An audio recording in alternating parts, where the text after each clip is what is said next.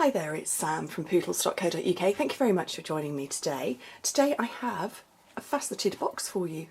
It's beautiful, isn't it? It's a box that has got 8 sides to, or 8 triangular sides to it, and it measures, let me get my ruler out for you, the square part of the lid is 2.5 centimetres, 2.5 inches, so 6.5 centimetres, but at the widest point it's 3.5 inches, which is 9 centimetres, and the height of it is 2 inches, well, a little over 2 inches, 5 centimetres. But let me show you how it opens, because you can open and close, because it opens like that.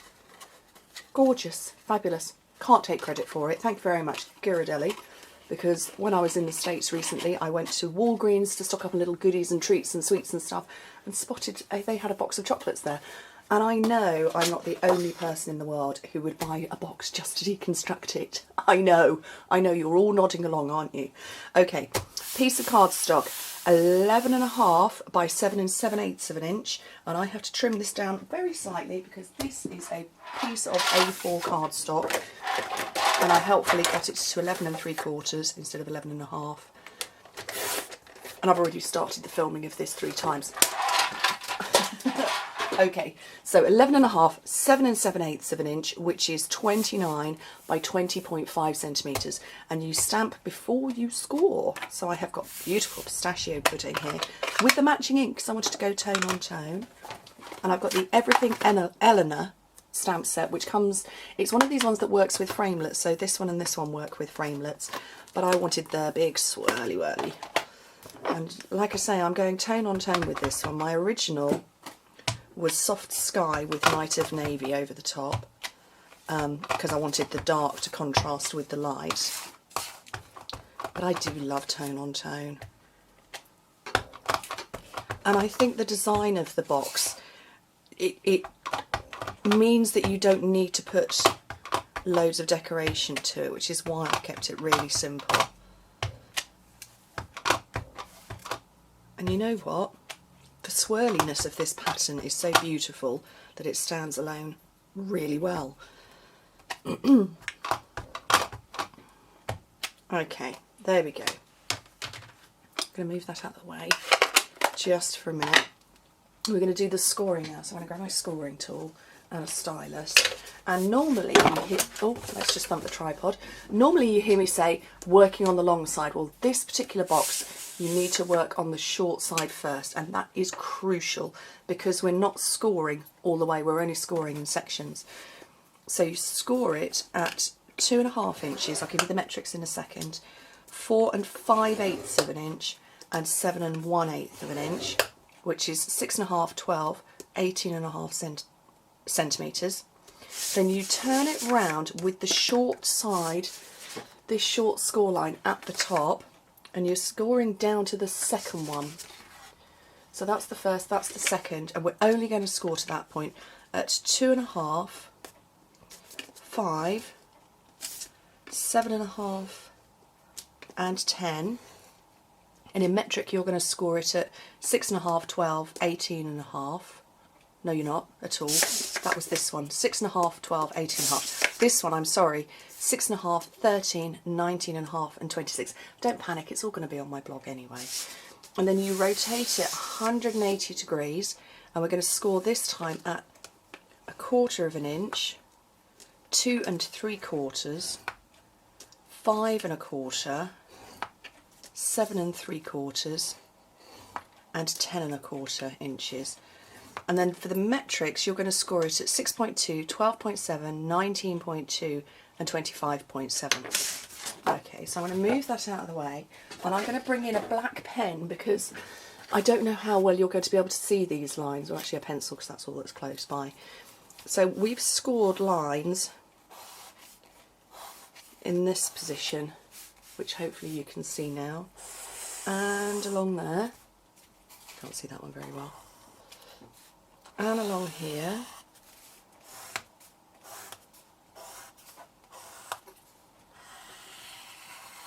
okay, so you can see all of those score lines. What we're going to do now is grab a ruler and go from this point, score a line from there to there, and from there to there, and keep going, because this is what will give us our faceted sides.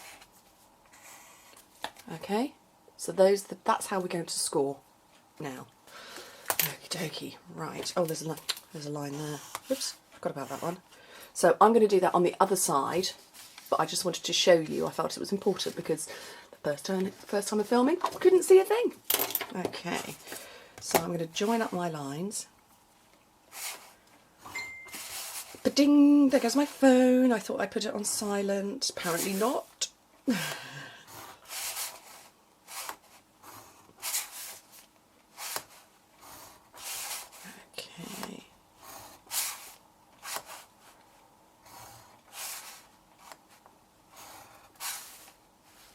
So all the lines, all my triangular lines are.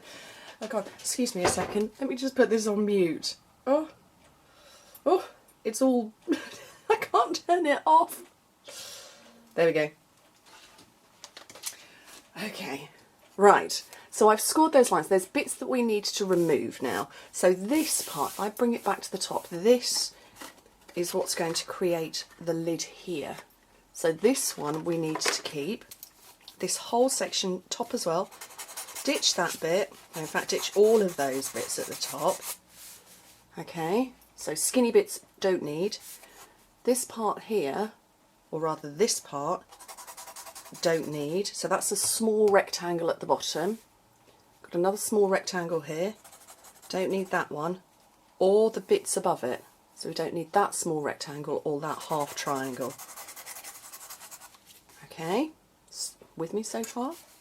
We're also going to lose that bit because we only need 3 parts. So that's part 1, part 2, and this one is this one over here. So these are the bits we're going to cut away. So I'm going to do that now.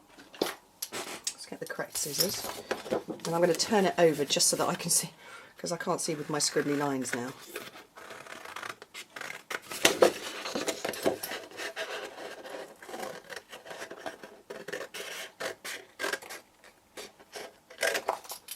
So that was one scribbly bit gone. Oh, and you need to cut up all of the straight lines as well.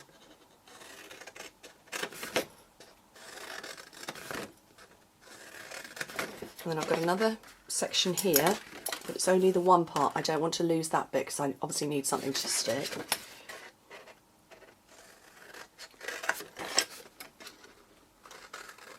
Okay, with me so far?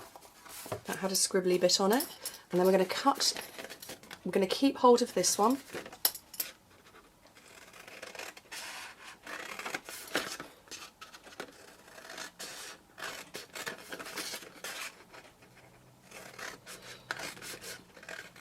And then the bit I wanted to remove was this one, so I'm going to get rid of that.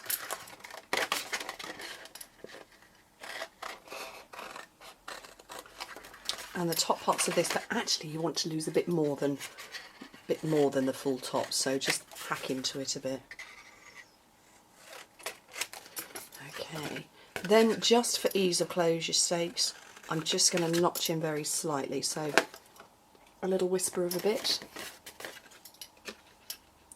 and a whisper of a bit over here. Now the triangle, not the triangle, the tab that you close with, this one here, you'd see me round it normally, but it's closing down at an angle, so I can't just leave it straight around the corners. You have to trim a wedge. Don't make it too deep because it won't stay closed.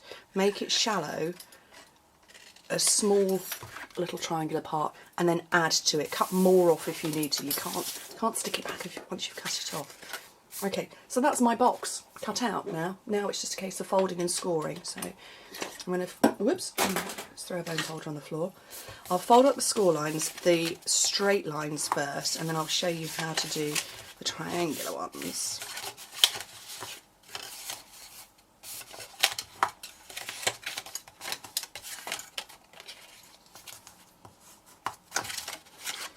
Okay, so these ones, they are all, with the score line, because you scored on the top, you fold them away from yourself, exactly the same as you do any other score line. But definitely burnish them, because I've used my scoring tool onto a flat surface. There's no give in this, whereas obviously with the simply scored, there is a depression that you're scoring into, which gives you a deeper line. this one, because it's onto flat, there isn't, so I have to, you have to show it its boss a little bit more.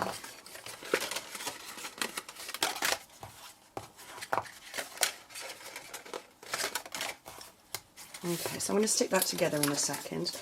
Now, we've got some scraps over here, as you can see, and one of them, this part that we took from here, is perfect for the flower on top. Now, I've obviously scribbled on one side of it. We'll pretend I haven't. Pansy punch into there. So that's how we're going to get the flower, so we don't need any more cardstock. I have got my, I thought I had my sponge out. Apparently I haven't got my sponge out. It's not fallen on the floor. I will grab my sponge. I put it back. Okay, so with the sponge into the ink, sponge around all the edges.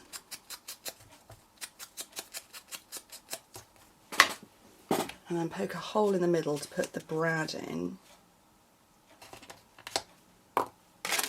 And into the front, into this part here, because it's going to be the lid. So I want my hole about there. And these are the beautiful antique brads, and I want a slightly more silvery one, I think. Oh no, that one's quite pretty. There are some that have got a sort of a silver, an antique silver finish, and then some that have got a more bronze finish to them.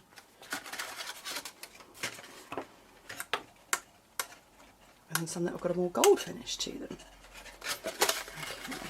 And then just bend the petals up around the brad. And then now it's just a case of sticking it. So it's this half triangle here. That's where you put your adhesive. So, and you just, don't worry about fashioning it into position, but we're going to line it up under this part here. It looks more complicated than it is. It's honestly not.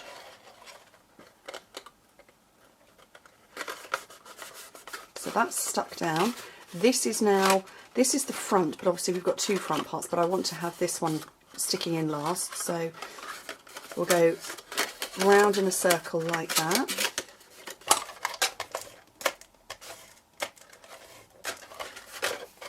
Some more fuse, close it up, and it forms the shape itself. And I'm hoping that these triangles will, oh, I cut them just right. Look at that, it's staying shut. And that's how it is. So bending it into shape is very, very easy. It's the score lines you've got to get right. Anyway, thank you very much for joining me. Thank you again, Ghirardelli. Brilliant, but at least I now know the formula of how to make the same sizes. And I hope you like it, and I would love to see your versions of these. Put them on my Facebook page or in my craft group, or even email them to me. Thank you very much for joining me. Bye.